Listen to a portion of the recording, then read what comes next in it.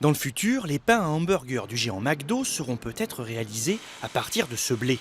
En effet, ce silo appartient au groupement coopératif Scael. Celui-ci vient de signer un contrat avec la chaîne de restauration. Il doit lui fournir du blé jusqu'en 2018. Scael rejoint d'autres groupements bosserons déjà liés à McDo. En tout, ils fourniront 17 000 tonnes de blé durant 3 ans à prix fixe. Là, l'intérêt, c'est que vous savez déjà à l'avance quel est votre prix futur de vente pour l'agriculteur, et donc ça permet de sécuriser son revenu. Et face à la volatilité des cours de matières premières, les producteurs de céréales sont très exposés, tandis que dans ce genre de filière, ils savent déjà, je dirais, ce sur quoi, quel est le tarif auquel ils vont pouvoir vendre leur production. La direction des fast-foods que nous n'avons pas pu joindre assure que toute la farine qu'elle utilise pour ses pains est française. 40% viendrait uniquement de Beauce. Une volonté affirmée depuis plusieurs années de s'approvisionner en local, argument commercial dont la filière blé s'accommode.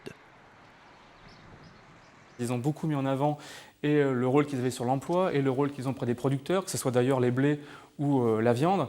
Et je pense qu'ils ont identifié depuis très longtemps qu'au niveau du marché français, il fallait s'adresser à des consommateurs français et produire en France. Et à ce titre-là, et d'ailleurs, les consommateurs sont aussi français, donc d'opposer les gens, ça rime pas à grand-chose.